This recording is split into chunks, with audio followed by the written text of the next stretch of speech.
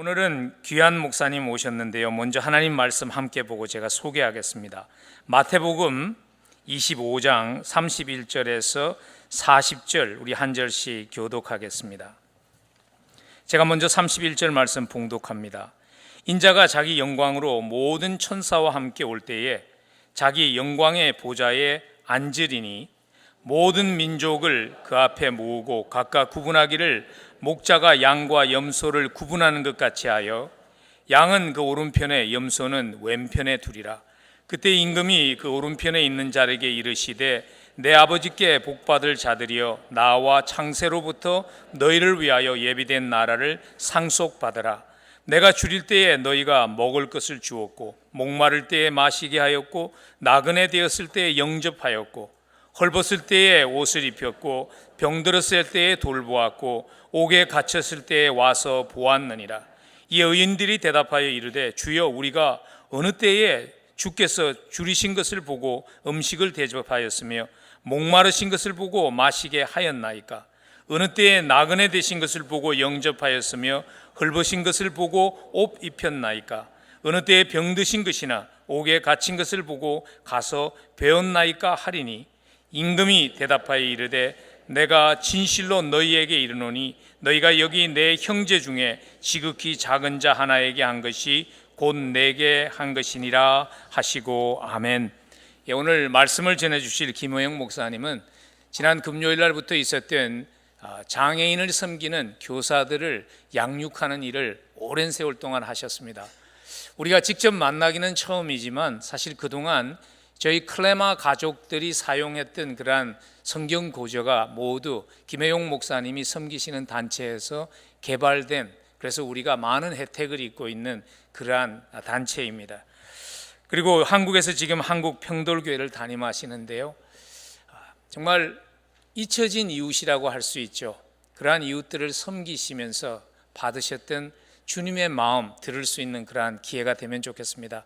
우리 한번 크게 박수함으로 목사님 환영하겠습니다.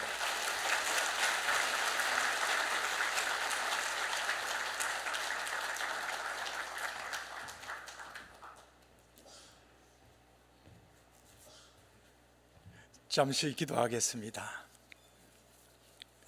하나님 아버지, 예배자로 나온 주의 백성들을 이 시간 축복해 주시기를 바랍니다. 하나님의 교훈의 말씀과 함께 성령님의 은혜로 오늘 우리 마음이 부유하게 되게 하시며 또 세상을 넉넉히 이길 수 있는 힘과 능력을 받는 복된 시간이 되게 하옵소서.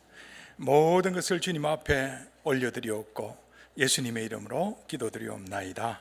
아멘. 다시 한번 이른 아침에 또 예배자로 나오신 여러분을 축복합니다. 아멘. 제가 주일 예배를 마치고 집에 들어오면은 장사를 오래 하셨던 우리 어머님이 하시는 말씀이 있습니다. 저한테 이렇게 말씀하십니다. 오늘 손님 많이 왔나? 제가 보니까 오늘 손님 많이 왔습니다. 자, 다시 한번 오늘 귀한 말씀, 하나님께서 허락하신 귀한 말씀을 통해서 우리 모두가 다시 한번 예수 그리스도의 영성을 회복하는 시간이 되었으면 참 좋겠습니다. 오늘은 부족한 종에게 하나님께서 작은 자에 대한 이 교훈, 작은 자에 대한 깊은 의미와 함께 이 작은 자를 어떻게 우리가 대할 것인가, 이러한 부분에 대해서 말씀을 하라고 하십니다. 따라서 가진 것 없고 배운 것 없고 내가 병이 있다든지 또 장애가 있다든지 정말 이 세상에 힘없이 살아가는, 특별히 소망 없이 살아가는 모든 분들에게 특별한 하나님의 은혜가 임하기를 바랍니다. 예수님께서 우리 모두에게 하나님 나라에 들어가는, 그래서 하나님 나라에서 영생할 수 있는 가르침을 주셨습니다. 매우 중요한 겁니다. 거기서 뭐냐? 지극히 작은 자를 대접하라는 것입니다. 40절에 보면은 주님께서 이렇게 말씀하십니다. 여기 내 형제 중에 지극히 작은 자 하나에게 한 것이 곧 내게 한 것이라, 이렇게 말씀하시고 46절에는 이렇게 말씀하십니다. 작은 자를 섬기는 것은 의인이라 불리우며 하나님 나라를 유업으로 받는다고 말씀하십니다. 그렇기 때문에 우리는 작은 자를 섬겨야 됩니다. 그렇습니다. 하나님의 은혜를 받고 구원의 감격과 또 은혜의 삶을 사는 사람들은 섬기는 삶을 삽니다. 우리 주변에 있는 여러 연약한 자, 작은 자를 섬기는 것, 그것은 우리의 책무일 뿐만 아니라 우리 삶이 되어야 한다는 말씀입니다. 예수님께서는 제자들에게 항상 섬기는 삶을 살 것을 가르치셨습니다. 제자들이 섬기는 삶을 바르게 살지 못하자 예수님께서 그들에게 책망하시며 말씀을 주셨습니다. 여러분 잘 아시는 어린아이를 하나 가운데 세워놓고 섬김에 대한 교훈을 주신 것 여러분 기억하실 것입니다. 주님이 하셨던 말씀이 뭡니까? 이 어린아이처럼 너희들이 되지 않으면 결단코 천국에 들어갈 수가 없다라는 것입니다. 매우 엄중한 말씀입니다. 작은 자가 되지 않으면 천국에 들어갈 수 없다라는 엄중한 말씀입니다. 그리고 또 이어서 말씀하십니다. 작은 자 하나를 실족해 하면 연자맷돌을 그 목에 달고 깊은 바다에 빠지는 것과 같아라는 또 경고의 말씀을 주십니다. 업신여기지 말라라는 것입니다. 그리고 상급의 말씀도 해주셨습니다. 어린 소자, 정말 작은 자, 연약한 자, 세상에서는 볼품없는 그런 사람에게 냉수 한 그릇을 대접해도 그 상을 결단코 잃어버리지 않는다고 말씀하십니다. 예수님께서 갚으시겠다는 말씀입니다.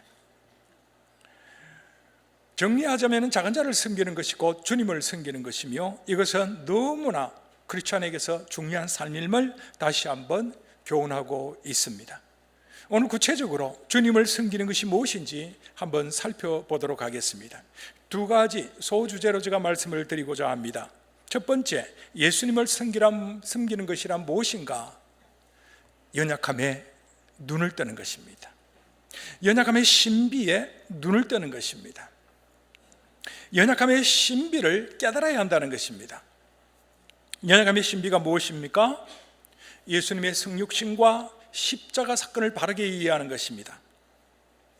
예수님께서는 인간의 몸을 입고 이 땅에 오셨습니다. 그리고 우리 죄를 대신해서 십자가에서 돌아가셨습니다. 그 이유를 보면은 하나님의 놀라운 사랑, 말로 닿을 수 없는 사랑이 원인이 되었다는 것은 우리가 너무나 잘 압니다. 좀 더 쉽게 얘기해 볼까요? 예수님이 왜 십자가에서 돌아가시게 되었습니까? 우리의 죄를 가지고 가서 죄인의 몸으로 돌아가시게 된 거예요. 그리고 우리에게는 하나님의 거룩함을 더듬혀 주신 거예요. 죄와 의를 맞바꾸었다라는 것이지요. 하나님의 은혜가 얼마나 큽니까? 하나님의 이 사실을 인자라고 표현합니다.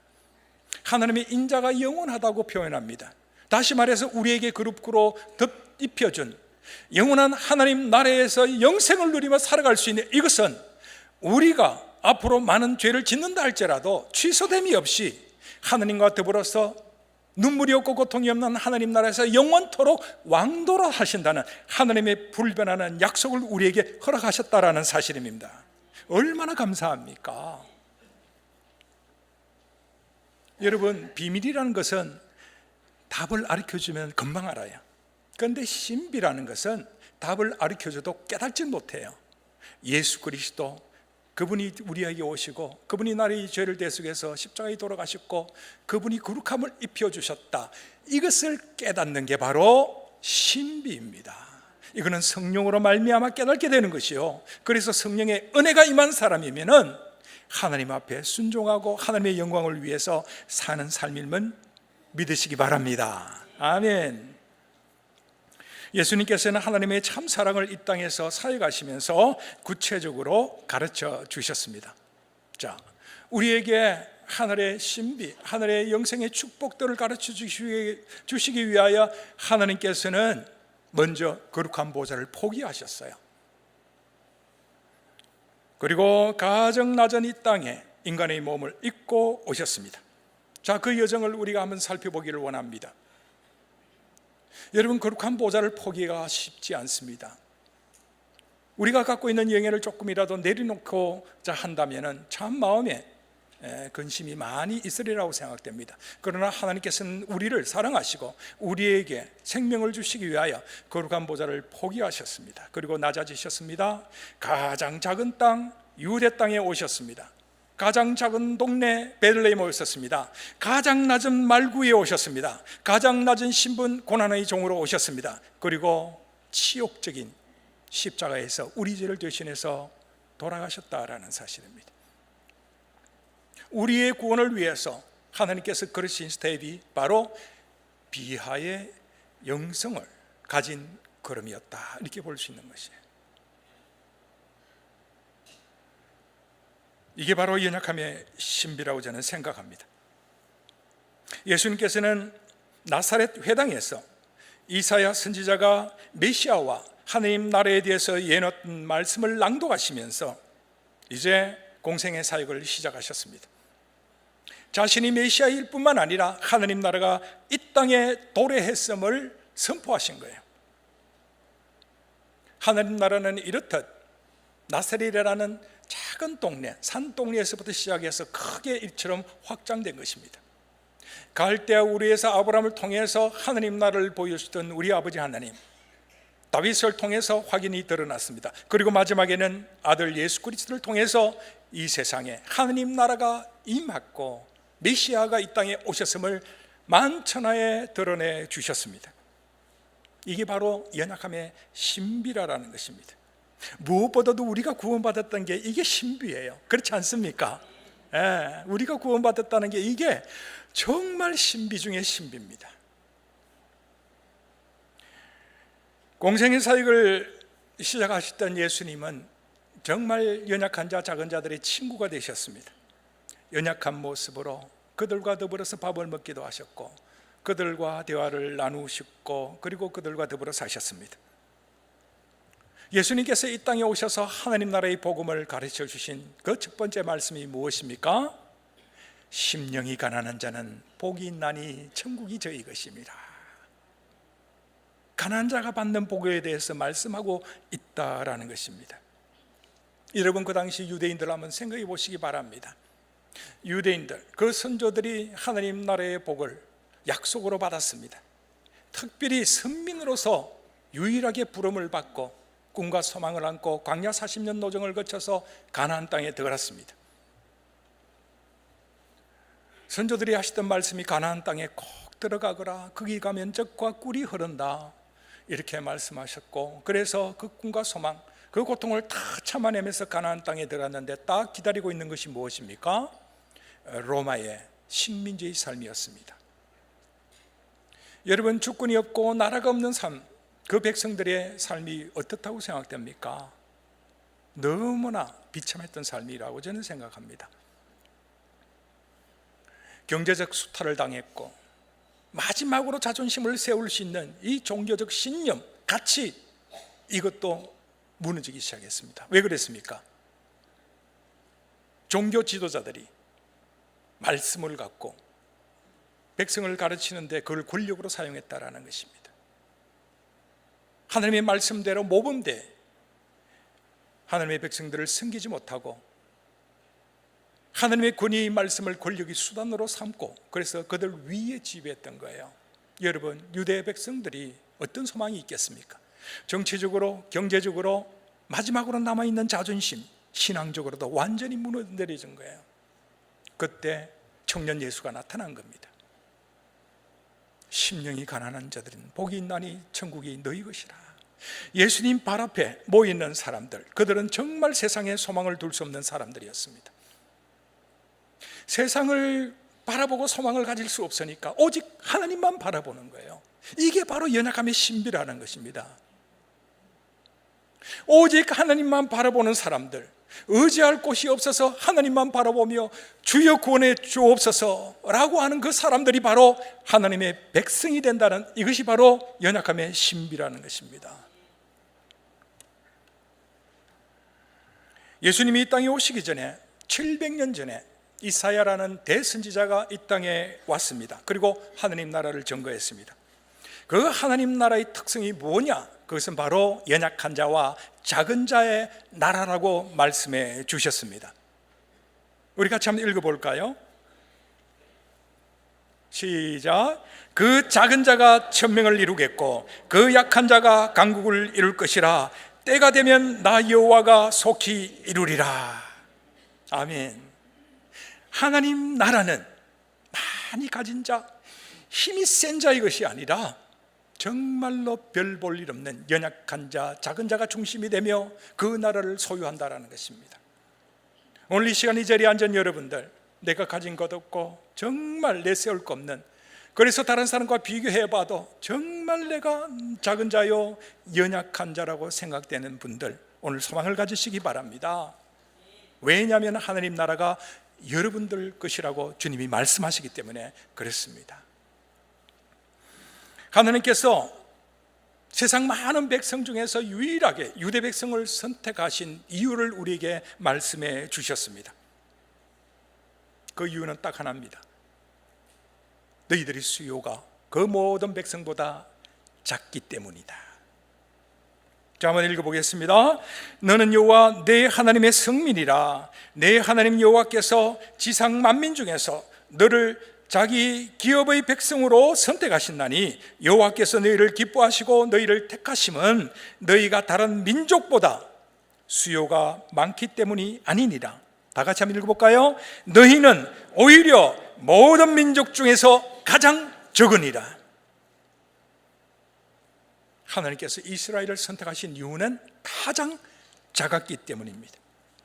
다시 말씀드리자면 이스라엘이 거룩하신 하나님 앞에 거룩하신 백성으로 선택받은 이유가 가장 작았기 때문이라는 것입니다. 하나님은 작은 자를 사랑하세요. 약한 자를 눈여겨보십니다. 그냥 지나치지 못하십니다. 울고 있는 자 그냥 지나치지 않는다라는 것입니다. 우리가 선택받은 이유도 바로 연약한 자요 작은 자이기 때문에 하나님이 우리를 눈여겨보시고 품에 안으셨습니다. 이사야 선지자는 하나님 나라의 중심을 이루는 사람들이 언제나 연약한 자요 작은 자들이 되어야 한다고 말씀해 주고 있습니다. 왜 그럴까요? 우리가 다시 한번 생각해 보아야 됩니다. 제가 곰곰이 생각해 보니까 하나님은 그 본질이 사랑이기 때문입니다.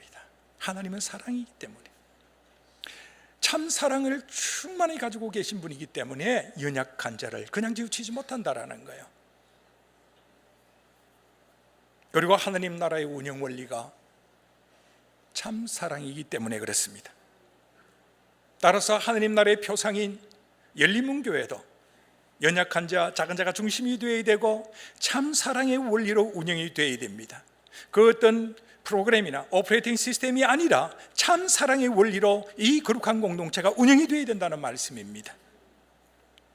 그러나 많은 크리스천들이 육체적으로나 경제적으로나 정신적으로 연약해지는 것을 싫어합니다. 연약해지면 자존감이 떨어진다고 생각하기 때문입니다.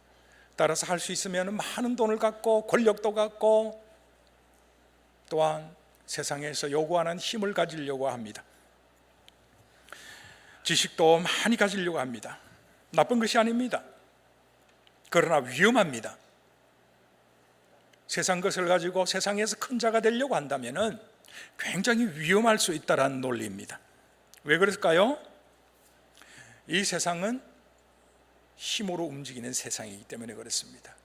그 배경에는 마귀가 있다는 것이죠. 여러분, 예수님이 공생의 사역을 시작하면서 마귀에게 시험을 당했습니다.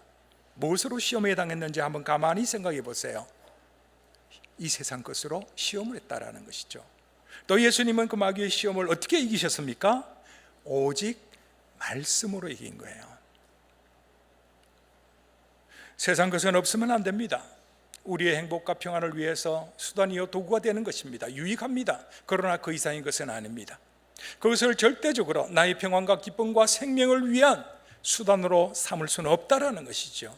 나의 생명과 행복과 기쁨, 평안의 삶을 위해서 오직 그리고 절대적으로 오전할 수 있는 것은 무엇입니까? 하나님입니다.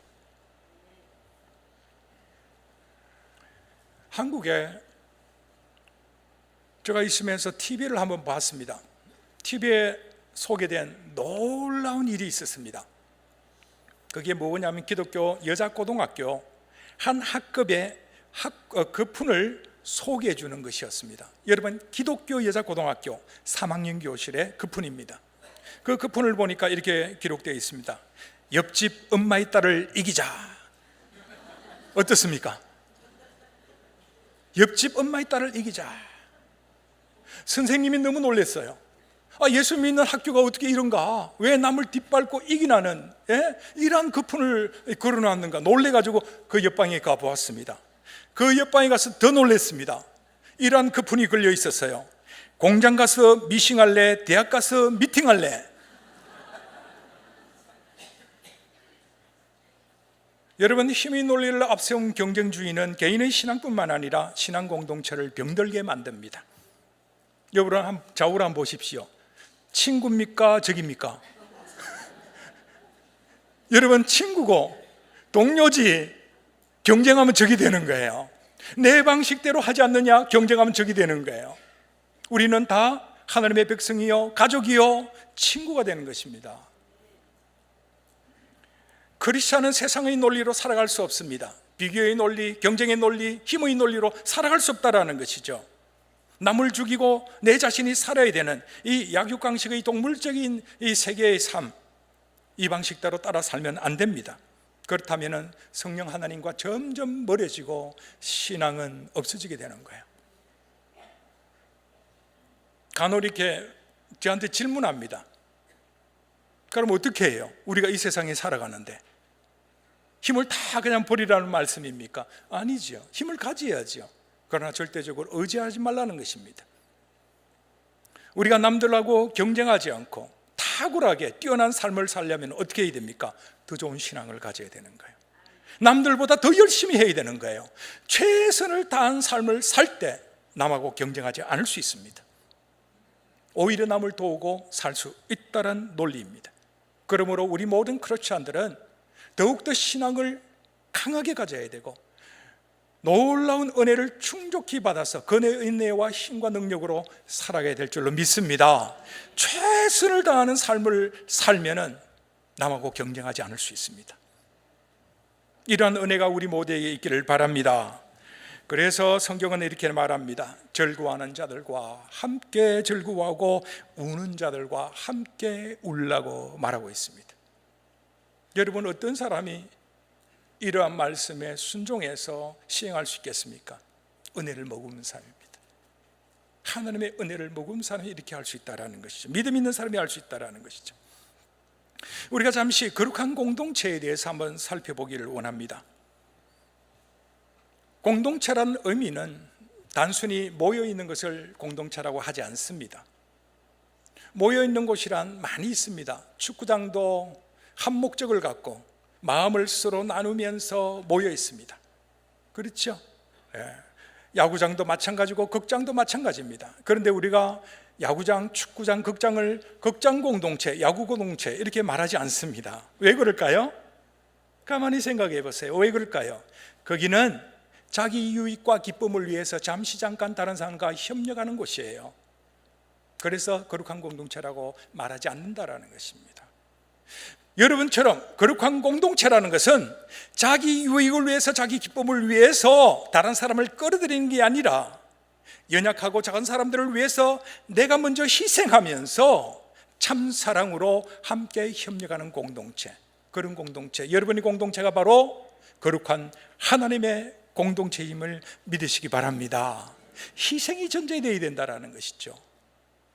연약한 자의 모습으로 연약한 자에게 다가가는, 내가 작은 자의 모습으로 작은 자에게 다가가는 이러한 모습이 진정한 크리스천의 모습이요, 이런 사람들이 모여있는 곳이 하나님의 거룩한 공동체라고 말할 수 있다는 것입니다. 저는 이곳에 와서 깜짝 놀랐어요. 제가 옛날에 섬겼던 사랑의 교회 참 건강한 공동체라고 생각했습니다. 네, 맞습니다. 그러나 여기 와서 보고 정말 아름다운 공동체, 여러분 공동체가 정말 아름다운 공동체라는 제가 확신을 가졌습니다. 저는 한국에 수많은 교회를 다닙니다. 정말로 건강한 공동체는 찾아보기 어렵습니다. 거대한 공동체는 많이 있지만은 하나님이 기뻐하시는 그야말로 작은 자를 향한 아름다운 사랑을 쏟아붓고 내 자신이 기쁘게 헌신하는 이러한 공동체를 찾아보기가 쉽지 않습니다. 그러나 여기 와서 제가 참 기쁘게 생각합니다. 그 이유는 여러분들이 굉장히 건강한 공동체를 이루고 있기 때문에 그렇습니다. 여러분, 하나님 나라는 어떻게 갈 수 있겠습니까? 오늘 본문에 읽은 대로 하나님을 바라봐야 됩니다. 연약한 자가 가야 됩니다. 유치부 아이들 가르칠 때 하나님 나라는 어떻게 갈까? 힘으로도 못 가요, 이어뻗어 못 가요, 똑똑해도 못 가요, 이렇게 가르칩니다. 맞습니다. 힘과 용모와 똑똑함, 이 모든 것은 자기 의지로 말미암는 거예요. 어떻게 간다고 그랬죠? 믿음으로 간다고 그랬습니다. 믿음이 뭡니까? 제가 하나님을 믿는다 했을 때는 내 자신의 의지를 내려놓고 온전히 하나님의 말씀으로 살아가는 거예요. 그 은혜를 기대하면서 가는 것이 바로 하나님 나라라는 것입니다. 하나님의 도우심이 아니면은, 하나님이 도와주시지 않으면은 나는 아무것도 할 수 없다라는 전적인 믿음, 순수한 믿음, 이것으로 말미암아 하나님 나라에 갈 수 있다라는 것입니다. 다시 말하자면 하나님 앞에서는 철저히 연약한 자가 되어야 되고 작은 자가 되어서 오직 하나님만 바라보는 바라보기가 되어야 된다라는 것입니다. 이럴 때 천국을 유업으로 받는다고 우리에게 말씀하고 있는 것입니다. 이게 연약함의 신비예요. 여러분, 이 교회 안에서 연약함의 신비를 뚜렷하게 볼 수 있고 그 은혜를 받을 수 있는 곳이 있습니다. 클레마 교실입니다. 여러분, 거기 안 가보십시오. 거기 가보면 발달장애인들이 있습니다. 정말 하나님의 놀라운 은혜를 쉽게 받을 수 있는 곳이에요. 하나님을 만날 수 있는 곳입니다. 저는 한국에서 장애인 교회 학교를 이제 운영하는 것을 스포트해 주는 그런 사역을 하고 있습니다. 저는 30여 년 전부터 하나님께서 장애인 사역자로 불렀어요. 그래서 많은 교회에 장애인 교회학교 설립을 위해서 또 운영을 위해서 지원하고 있는 사역을 하고 있습니다. 많은 교사들이 이구동성으로 하는 얘기가 있습니다. 그게 뭔지 아세요? 작은 자, 연약한 자를 도와주러 갔는데 1년, 2년 지나고부터 도와준 것 이상으로 몇십 배 받는 은혜가 많다라는 것입니다. 연약한 자, 작은 자를 향하여 내 마음을 온전히 쏟고 나아갈 때 그들을 통해서 하나님께서 공급해 주신 은혜와 그 힘과 능력이 엄청나다라는 것입니다. 이게 바로 연약함의 신비예요. 따라서 여러분, 클레메 고실 꼭 한번 가보시기를 추천을 드립니다. 하나님께서 연약한 자를 우리 가운데 보내신 이유가 뭘까요? 왜 하나님께서는 연약한 자를 만드셨다고 말씀하시고 왜 우리 가운데 보내셨을까요? 그것은 바로 우리의 영적 장애를 그들을 통해서 깨닫게 하기 위함입니다. 아주 심하게 말씀드리면요, 그들의 육적 장애는 연약한 장애이지 진짜 힘들고 어려운 장애는 보이지 않는 영적 장애라는 거예요. 그렇습니다. 보이는 육적인 장애보다도 보이지 않는 인격 장애, 성격 장애, 하나님을 모르는 영적 장애가 심각한 장애입니다. 믿습니까? 예. 그래서 바울 사도는 우리에게 이렇게 말씀합니다. 한번 읽어보겠습니다.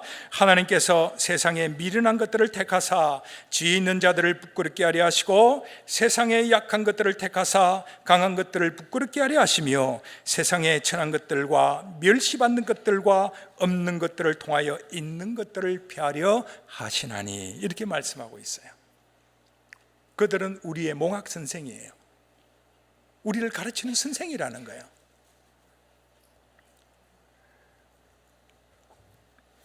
우리는 우는 자와 함께 울고 또 즐거워하는 자와 함께 즐거워할 수 있는 그런 크리스찬으로 부름을 받았습니다. 따라서 여러분들은 이제 연약함의 신비에 눈을 뜨고 예수 그리스도의 모범을 따라서 연약한 자의 친구가 되고 작은 자에 함께 다가가서 그들과 삶을 누리시는 연약함의 신비의 삶을 살기를 주님의 이름으로 축원합니다. 아멘. 두 번째 소재 말씀드릴게요.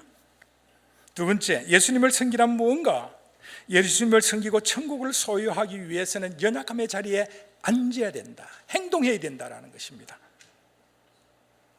본문 35절 36절에 있는 예수님의 말씀은 다시 한번 읽어보겠습니다.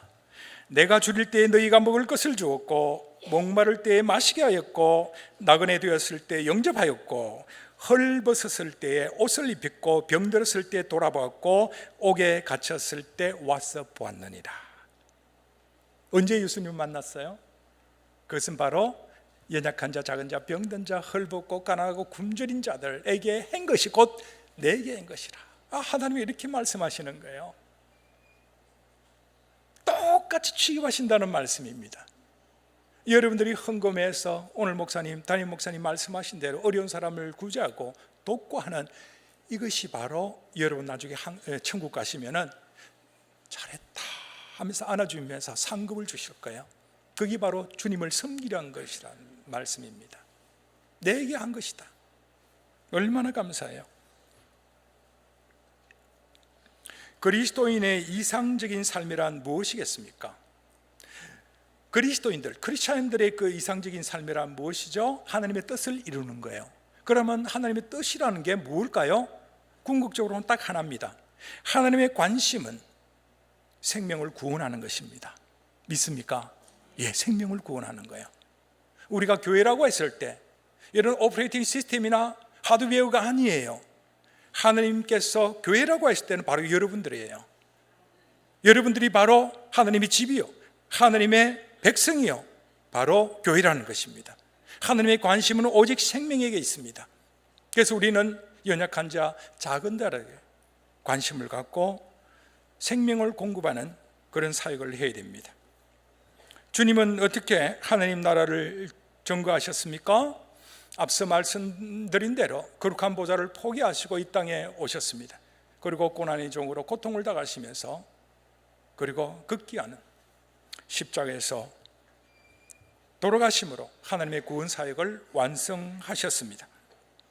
한번 생각해 보세요. 예수님이 이 땅에 오셔서 참으로 고난의 종으로 오신 그 모습, 이사야 선지자는 이렇게 얘기합니다. 흠모할 모습이 없었다고 얘기합니다. 흠모할 모습이 없다.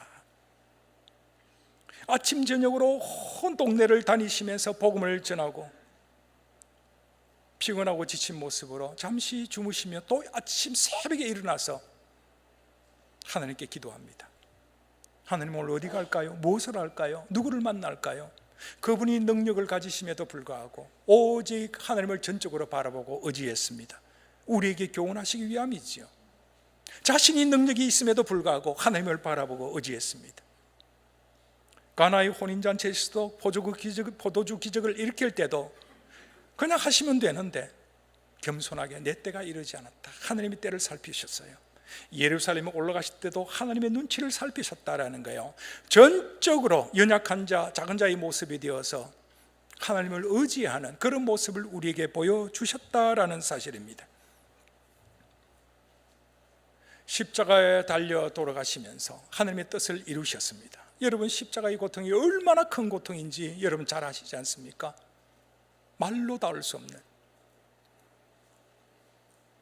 얼굴도 돌릴 수 있는 힘을 가지지 못한 상태, 그 상태에서 죄인과 하나님과의 화목을 이루셨고 하늘 문을 활짝 여시며 구원받도록 하신 놀라운 사건이 바로 십자가의 사건이에요.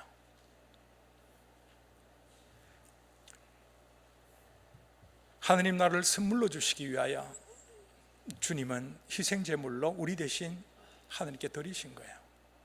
이게 바로 하나님의 참 사랑인 뿐만 아니라 또 이것이 구원의 능력이 되는 것입니다. 친히 지극히 연약한 자가 되므로 하나님께서 우리에게 생명을 선물로 주셨다라는 것입니다. 마치 부모가 자식을 위해서 모든 것을 다 내어주는 것처럼 하나님께서 우리 모두를 위하여 독생자 예수 그리스도를 내어주신 것입니다. 그래서 베드로 사도는 우리에게 이렇게 말씀합니다. 너희는 택하신 족속이요 왕같은 제사장들이요 거룩한 나라요 그의 소유가 된 백성이니 이는 너희를 어두운 가운데서 불러내어 그의 기이한 빛에 들어가게 하신 이의 아름다운 덕을 선포하게 하려 하심이라. 너희가 전에는 백성이 아니더니 이제는 하나님의 백성이요 전에는 긍휼을 얻지 못하였더니 이제는 긍휼을 얻은 자니라. 우리는 하나님과 관계없는 사람이었어요. 그런데 하나님께서 예수 그리스도의 그 은혜로 말미암아 하나님의 거룩한 백성이 된 거예요. 자, 이제 어떻게 해야 됩니까? 거룩한 백성으로서 우리가 어떻게 살아야 됩니까? 예수 그리스도의 모범을 쫓아가야 됩니다. 크리스찬이란 그리스도의 모범을 쫓아 사는 삶입니다. 따라서 우리는 예수 그리스도의 모범처럼 하나님만 바라보고 그 말씀에 순종하면서 연약한 자, 작은 자의 모습을 갖고 그들의 친구가 되는 삶을 살아야 된다라는 것입니다. 그러나 그렇게 살기가 참 쉽지 않습니다. 이 세상을 사로잡고 있는 마귀가 너무 강하게 시험하고 역사하기 때문에 우리가 온전한 믿음을 갖고 예수 그리스도의 모범을 쫓아 사는 삶을 살기가 쉽지 않다라는 것입니다. 거룩한 신분이 되었는데 거룩한 삶을 살아야 되는데 안 된다라는 것이죠. 너무나 연약한 모습을 보고 참으로 실망할 때가 많이 있습니다. 그렇지 않습니까? 저만 그렇습니까? 우리가 다 그럴 거예요. 마귀는 언제나 우리에게 이 세상 것으로 시험합니다. 큰 자가 되라고 시험합니다. 힘을 가지고 강한 자가 되라고 유혹합니다. 예수님을 시험했듯이 우리도 시험한다라는 것이죠. 교회 안에서나 세상에서나 큰 직책을 가져, 많은 돈을 좀 가져, 그리고 권력도 가지고 명예도 가지고 돈도 가지고 지식도 가지고, 그래서 다른 사람과 차별시켜 너희 우월함을 보여, 이렇게 유혹한다라는 것이죠.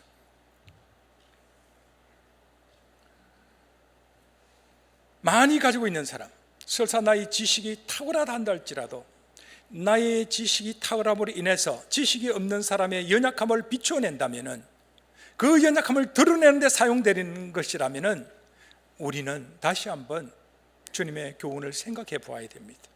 내가 가지고 있는 돈과 권력과 다른 어떤 세상의 힘으로 연약한 자의 연약함을 드러낼 수 있는 도구로 사용된다면 우리는 다시 한번 생각해 보아야 됩니다. 내가 시험 들고 있지 않는지 생각해 보아야 된다는 것이죠. 혹시 모르겠습니다. 우리 가운데 정말 좋은 차 타고 또 좋은 집을 갖고 또 탁월한 이런 지식과 능력을 가지고 그것을 남과 비교하며 나의 우월성을 자라나는 수단과 도구로 사용되는 것이 있다면 우리는 다시 한번 생각해 보아야 된다는 것이죠. 다른 사람과 차별된 존재로 자신을 드러내라고 하는 것은 하나님의 명령이 아닙니다. 그것은 사단의 유혹입니다. 굉장히 위험한 일입니다. 오늘 이 시간 다시 한번 주님을 섬기는 것이 무엇인가 한번 생각해 보아야 됩니다. 악한 영은 언제나 우리 안에서, 아니 우리 주위에서 욕심을 부추기며 우리 자신을 드러내라고 유혹합니다. 우리는 속지 말아야 됩니다. 예수님의 말씀을 따르지 않고 세상에서 큰 자가 되는 것은 망하는 지름길입니다. 반면에 예수님의 말씀을 따르며 예수님의 말씀에 철저히 순종해서 또 주님을 의지하며 연약한 모습으로 하나님의 복음에 전하고 또 복음적 삶을 사는 우리 모두는 분명히 승리하는 사람이며 또 하나님 나라에 가는 지름길임을 믿으시기 바랍니다. 장애 자질을 가진 부모님들이 공통적으로 갖는 평생 소원이 있습니다. 저는 한국교회 여러 장애인 부모님들을 만나고 교회를 방문하고 그래서 그들의 의견을 들어보면 딱 한 가지 소원이 있는 것을 보게 됩니다. 내가 죽으면 누가 내 아이를 돌보는가? 그래서 내 아이보다 하루만 더 살았으면 좋겠다, 이렇게 말하고 있습니다. 정말 연약한 자의 모습을 갖고 있는 것이죠.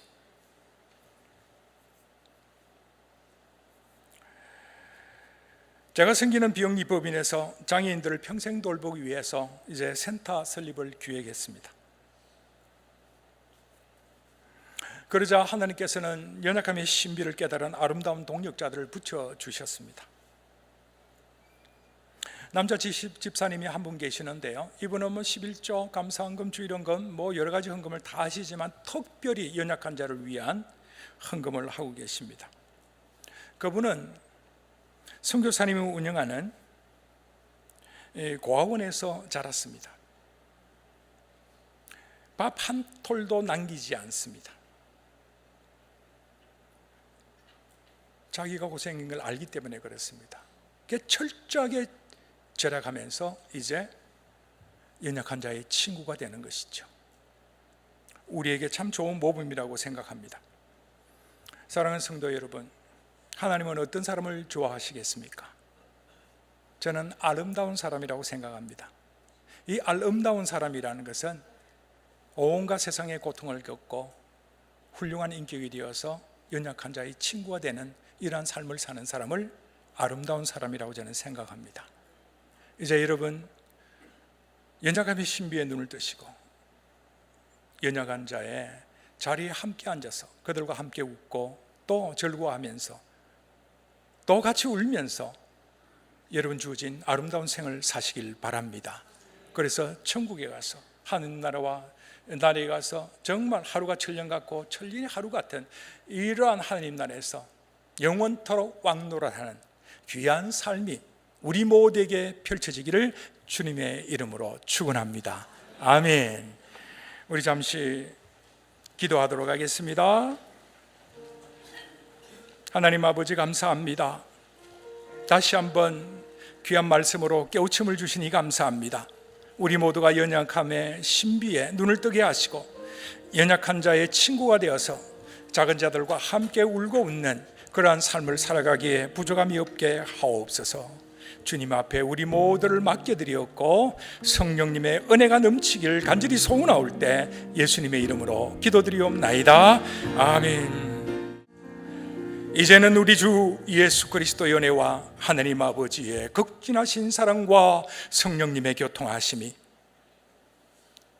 작은 자를 섬기며 그래서 하나님을 기쁘시게로 하는 인생을 살기로 작정하는 모든 사람들의 머리 위에 10년과 가정 위에 지금부터 영원토록 함께 하시기를 축원하옵나이다.